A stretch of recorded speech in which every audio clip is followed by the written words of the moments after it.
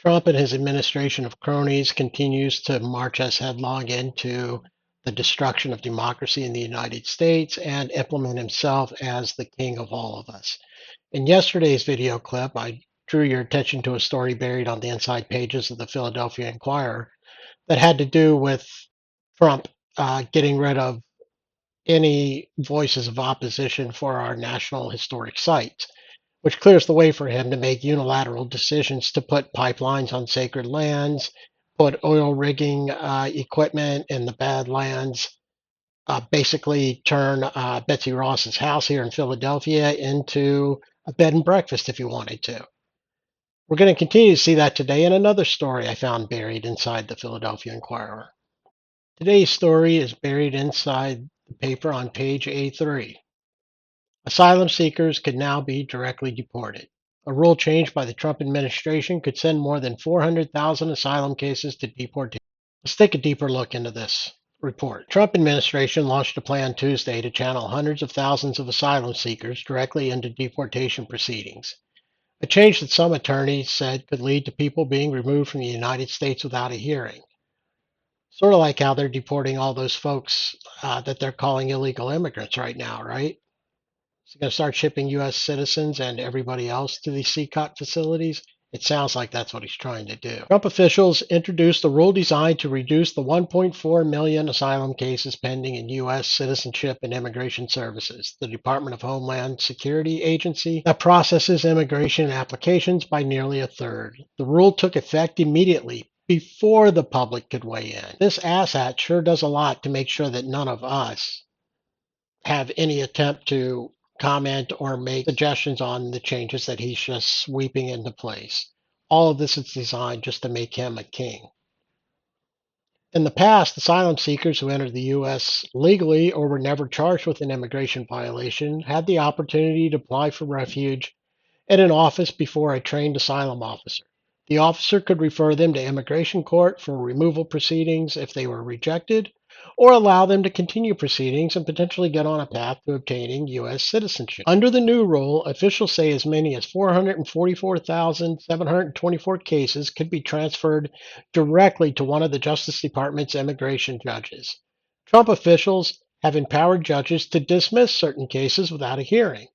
So attorneys say it is possible that many asylum seekers will be deported without a chance to be heard. I guess the concept of getting your day in court doesn't apply when you're not an American citizen. Although from what I've seen, it doesn't apply to American citizens anymore either. Trump officials said in a statement that the rule is necessary because the asylum system is facing a crisis. Not sure if the quotes around that are sarcastic or not, but that's the word they used in their statement. For far too long, the asylum system has been exploited for purposes of delay and work authorization, not legitimate claims of protection, USCIS Director Joseph B. Edlow said in a statement.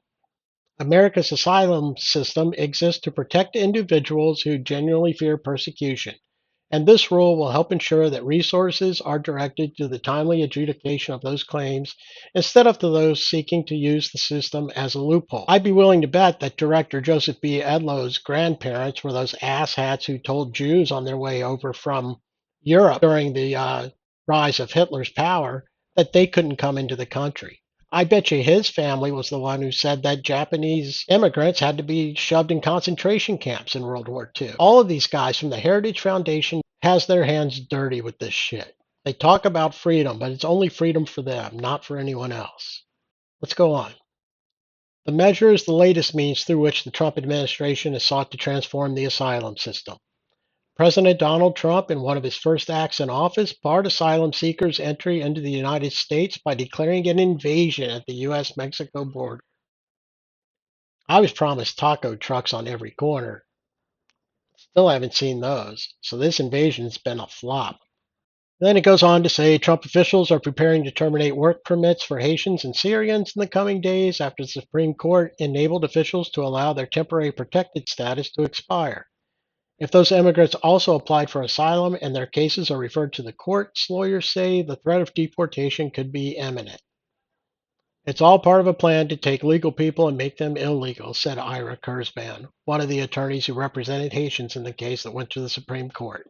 That's what they've essentially done. There's not much left to say about this.